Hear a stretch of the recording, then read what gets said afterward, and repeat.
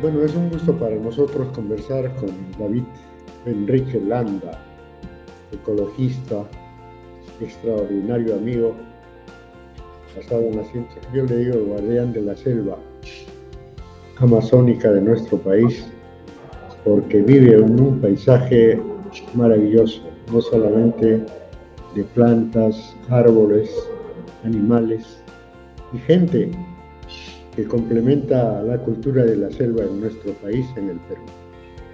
Y, como no, es el principio de la Amazonía en nuestro país, tan importante para todo el mundo. ¿Cómo estás, David? Qué gusto de saludarte.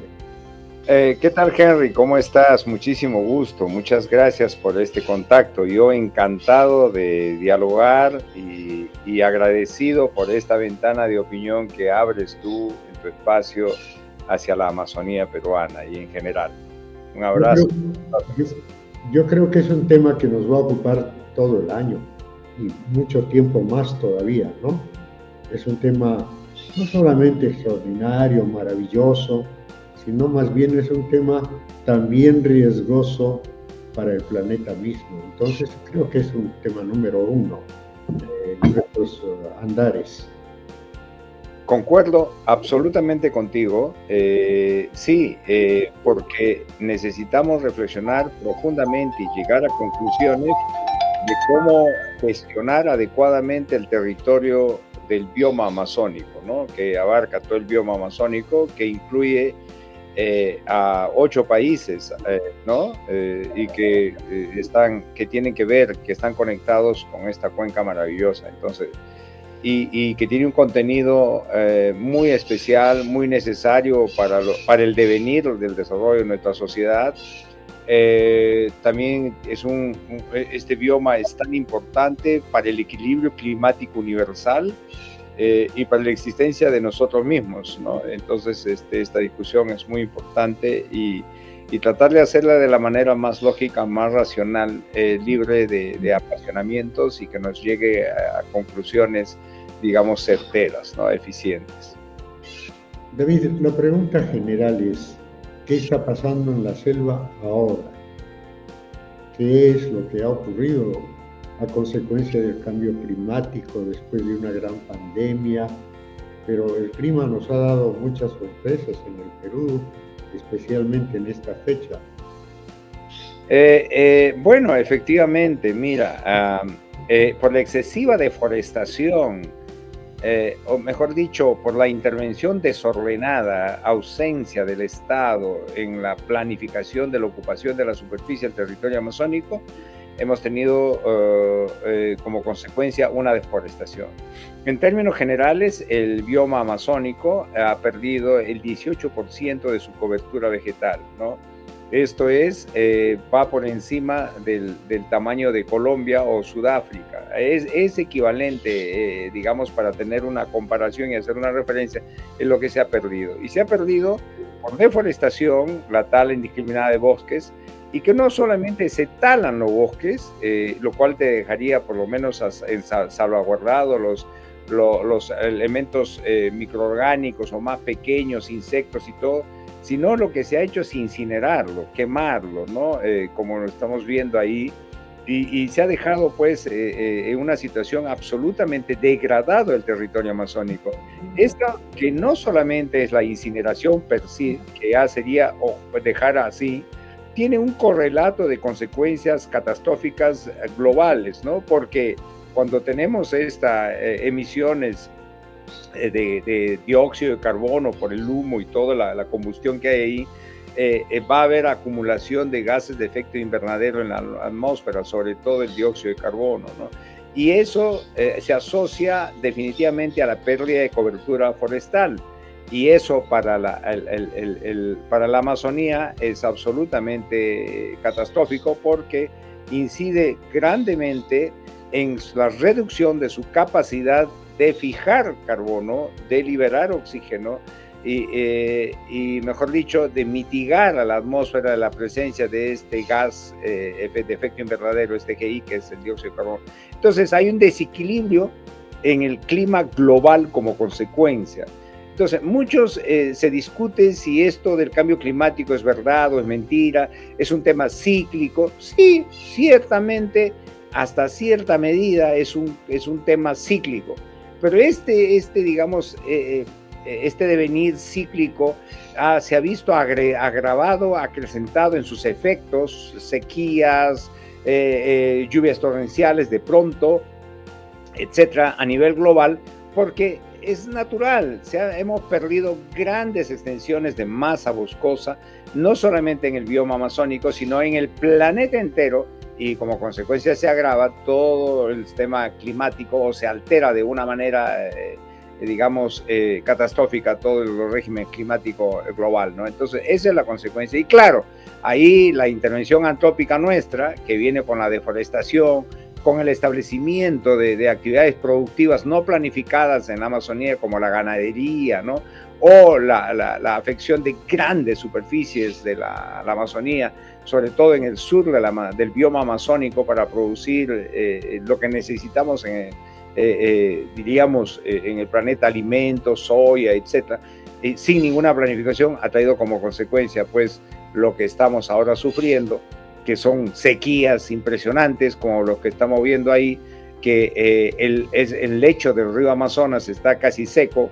Creo que ya hemos rebasado los límites históricos de las 105.38 metros sobre el nivel del mar. Creo que hemos llegado a 102, una cosa así, y eso es absolutamente catastrófico, ¿no? Ligado a otras actividades como las mineras ilegales, sobre todo, que envenenan los cuerpos. Es decir, ¿qué te podría decir? Te podría estar comentando acá una lista, un inventario muy largo de los despropósitos que hemos cometido en la Amazonía y cuyas consecuencias a nivel global lo estamos recibiendo. Creo que hasta en Europa se están reflejando, agravando algunos fenómenos que eran rutinarios y naturales, ¿no?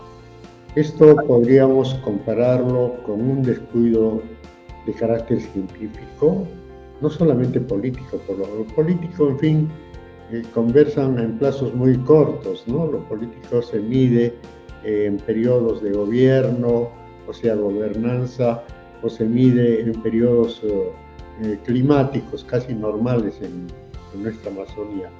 Pero significa que este descuido ha sido mucho más grande para que ocurra lo que está ocurriendo, ¿no? ¿No hemos podido prever eso? Bueno, desde el punto de vista científico, sí, se ha podido prever, porque las alarmas han estado encendidas hace muchos años atrás. De hecho, que Brasil, que es el espacio territorial del bioma amazónico más extenso, han tenido preocupaciones e investigaciones muy, muy claras al respecto.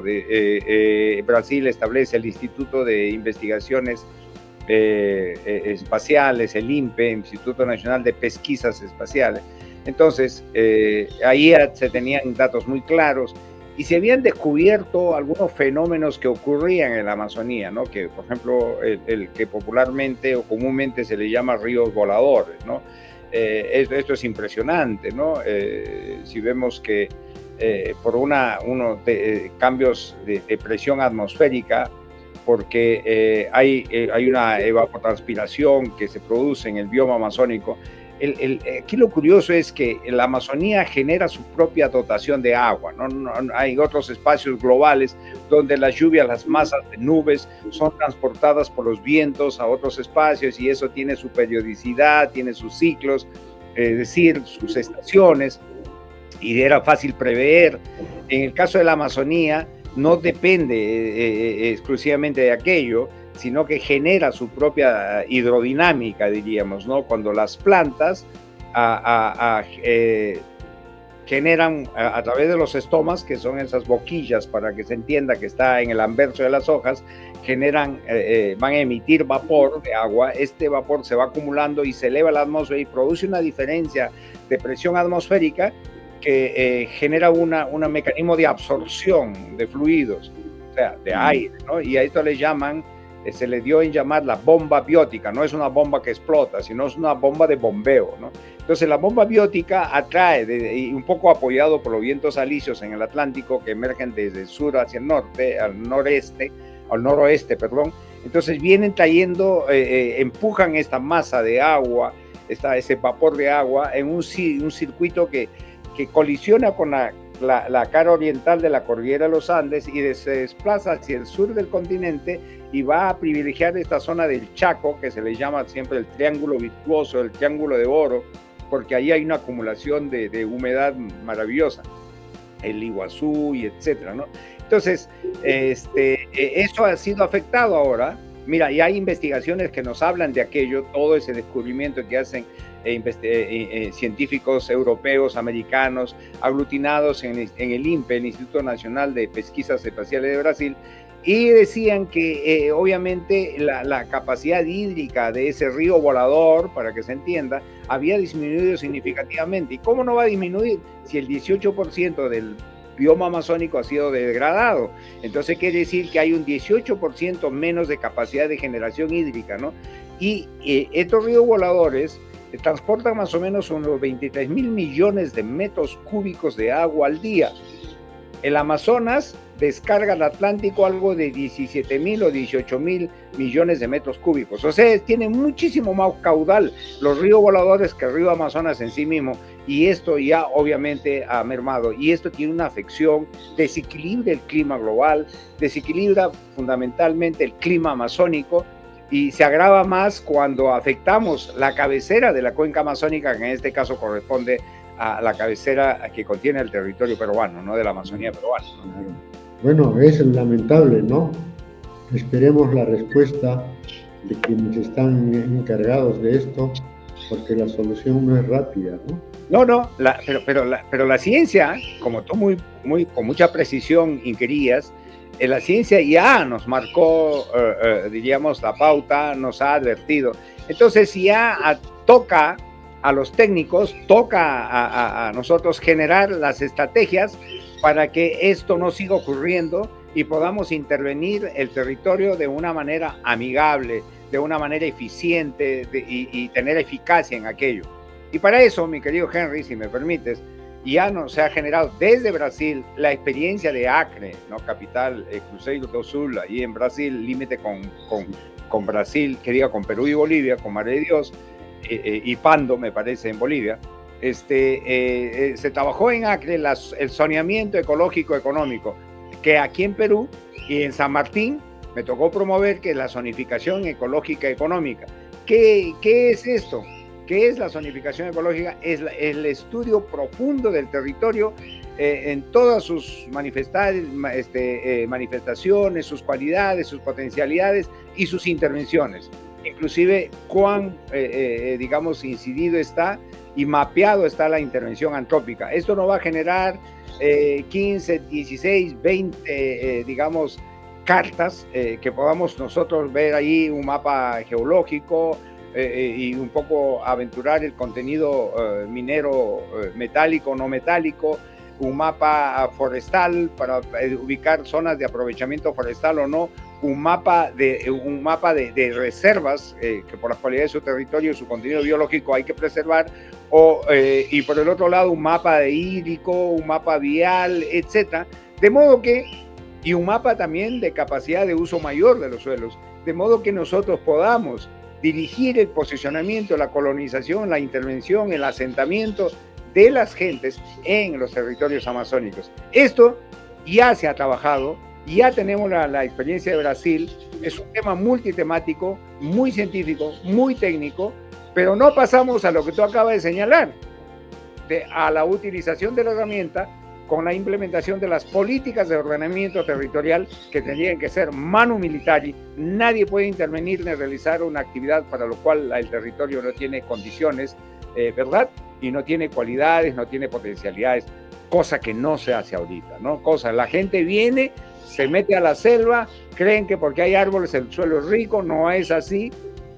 Ese es un mito de la fertilidad de los suelos, que los suelos de la Amazonía son suelos jóvenes, son suelos pobres, necesitan mucha aplicación de conocimiento, etcétera, para darles mayor productividad y elevar la renta y evitar la presión para la deforestación. Entonces, ese desconocimiento lo tiene el que viene del Ande, viene de Caruamaca, viene de Leimebamba, viene de Chota, de Cutervo, y se meten acá, se meten a donde le da la gana. El Estado es ciego, sordo y mudo, y manco además y cojo para remate, entonces la Amazonía está a merced de su destrucción si es que no se toman decisiones y se establecen políticas de gestión territorial, ordenamiento territorial, mi querido Henry.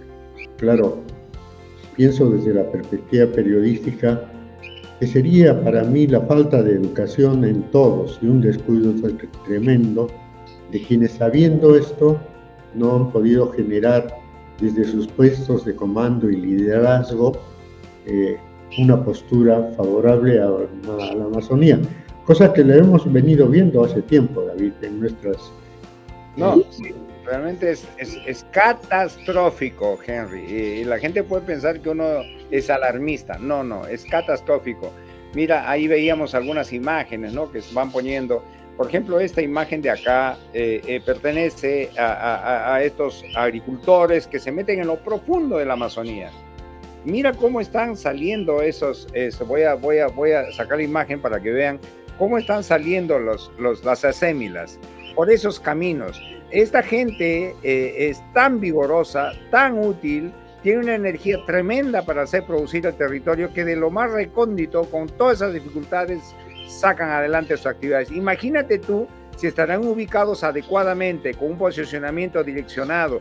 Entonces esta gente tranquilamente podríamos utilizar esa magnífica fuerza, energía que tiene el inmigrante para gestionar adecuadamente este territorio. Pero así, como estaban produciéndose hasta ahorita, lo único que traemos es catástrofe, caos, destrucción, ¿no?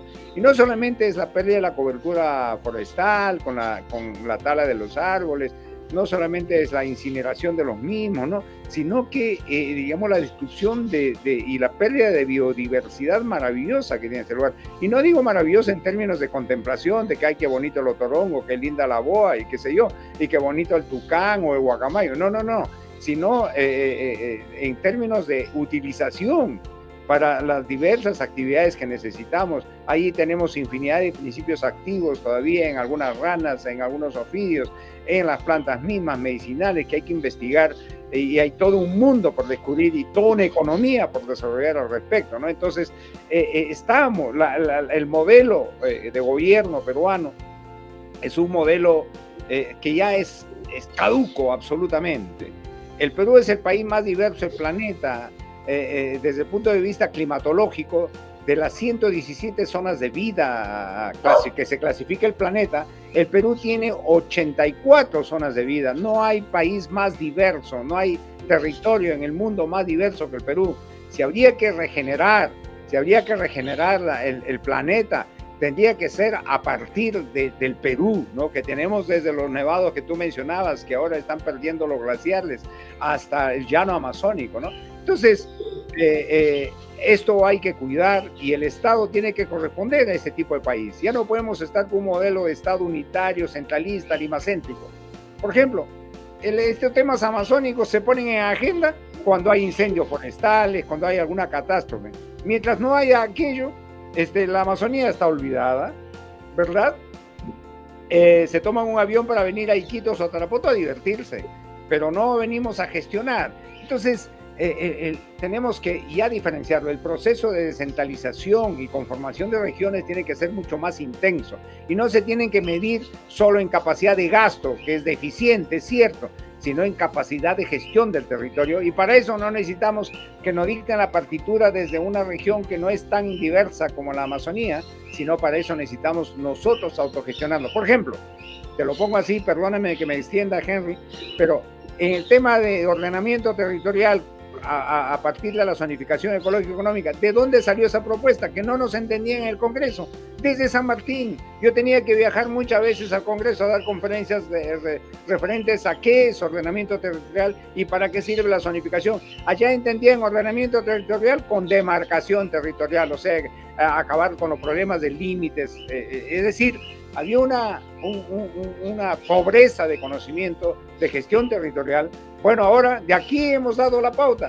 Déjenos a nosotros gobernar, que sabremos cómo hacer mejor el manejo en la Amazonía. Eso diríamos nosotros, mi querido Henry. Bueno, mira, este es apenas el inicio de esta conversación. Nosotros pensamos que esto hay que irlo viendo poco a poco también, para que nuestros oyentes, televidentes, estudiantes, maestros, universidades, hagan conciencia de que tenemos una gran tarea para el futuro.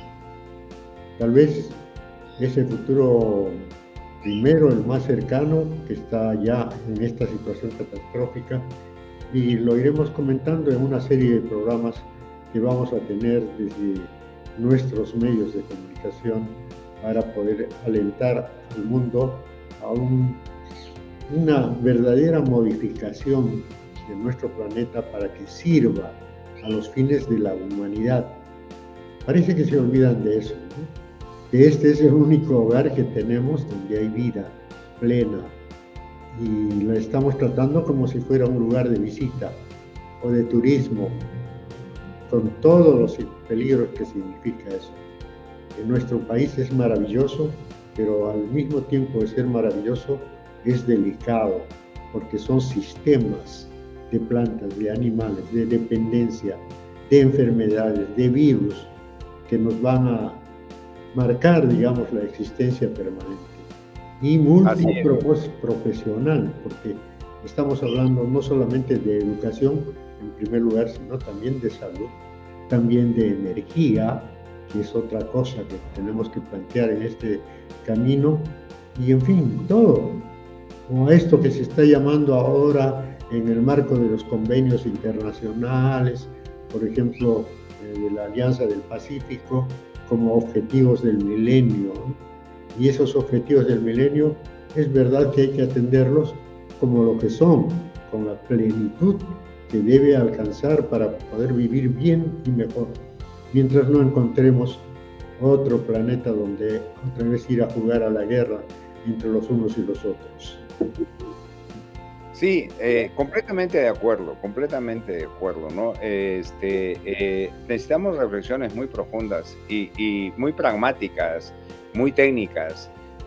Nosotros necesitamos estos temas que son científicos, que son técnicos, no podemos someterlos al debate. Nosotros tenemos que más bien informar. Tenemos que primero entender que el territorio manda.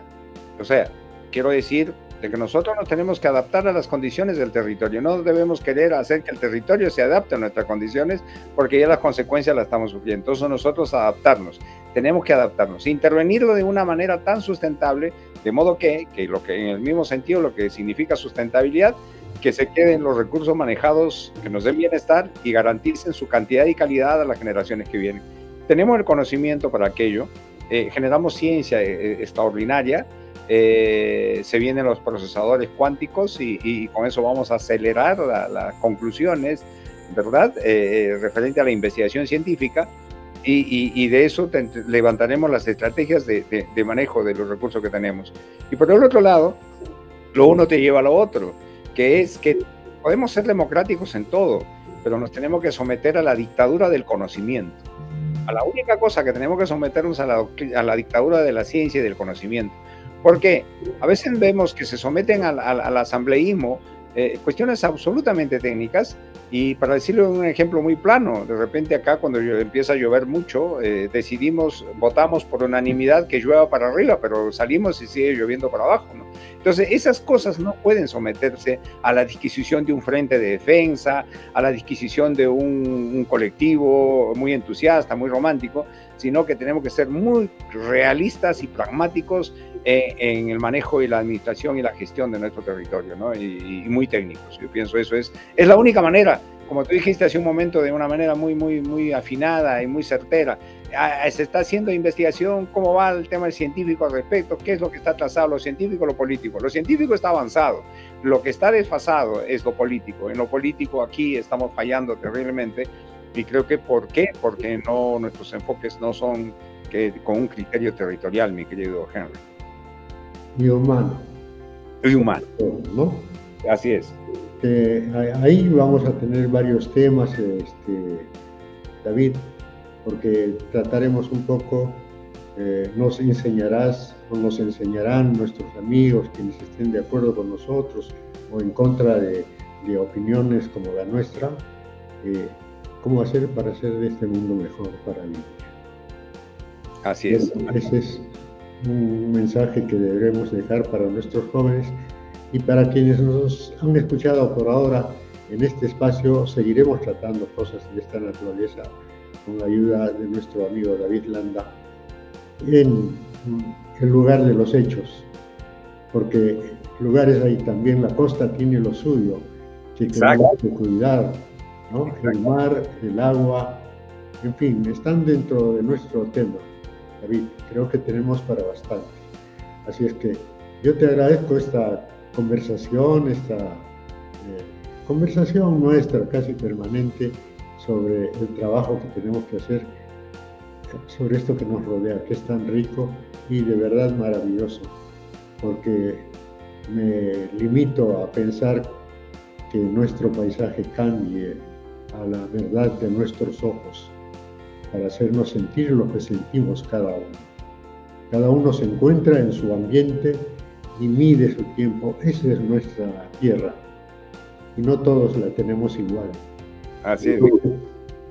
Los países también en su dimensión tienen responsabilidades que en reuniones muy suntuosas, muy grandes, como las que se hacen, importantes evidentemente, el cambio climático, etcétera, o el tema del agua, eso ya está bien, no hay problema.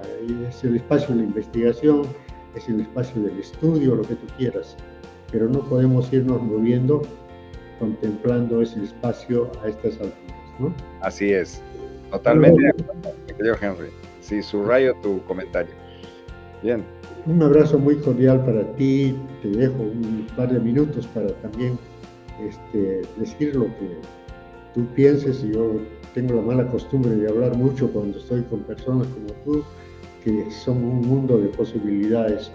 Y entonces te dejo un par de minutos para que terminemos el programa de hoy.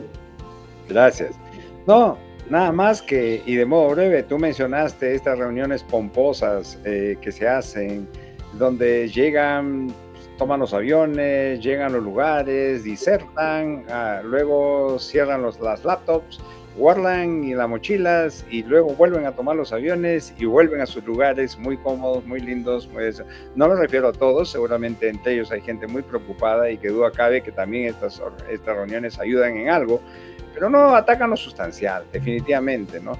Y a veces con no mucho conocimiento o precisión. Yo recuerdo que hasta creo que la antepenúltima COP que se realizaba, escuchaba decir los científicos o los asistentes a la COP, expertos, ¿no? Decían que el planeta está en peligro por estas situaciones. Bueno, yo decía, por el amor de Dios, ¿no? Humildemente, acá desde la Amazonía peruana, Moyobamba, ¿no? Creo que yo decía, pero ¿cómo pueden decir eso? Si el planeta está en peligro desde el momento mismo de su existencia, en peligro de destrucción constante, un aerolito inmenso puede colisionar contra la Tierra y chao rosa, se acabó, nos pulverizamos. Hay un momento en que se extinguió casi toda forma de vida cuando un aerolito impactó en la zona del Golfo de México, cerca de Yucatán, y se acabaron, ¿no? Muchos de los animales que había en ese tiempo, la biodiversidad. Puede haber una mega erupción también. El Krakatoa erupcionó y nos oscureció el cielo por un espacio de tiempo hace muchos años atrás. Entonces, estas cosas una mega erupción puede pulverizar el planeta. Así que uno de estos expertos digan que el planeta está en peligro por favor, ¿no? El planeta siempre está en peligro. Ahora, lo que sí tenemos que hacer es que nosotros, como especie, además de las que hemos extinguido en toda esta locura de acumulación, conducta acumulativa que hemos tenido, estamos en peligro nosotros los seres humanos. Entonces, yo creo que estos espacios de reflexión que inicias hoy, Henry, con muchísima sensibilidad, van a exigir de nosotros, los que estemos conectados contigo y entrevistados por ti, un esfuerzo de reflexión y de conocimiento, como que para que nos ilustremos y tomemos conciencia los que estemos sintonizados. Muchas gracias, mi querido Henry. Está todo bien. Gracias. Yo te agradezco mucho la gentileza que tienes de estar con nosotros.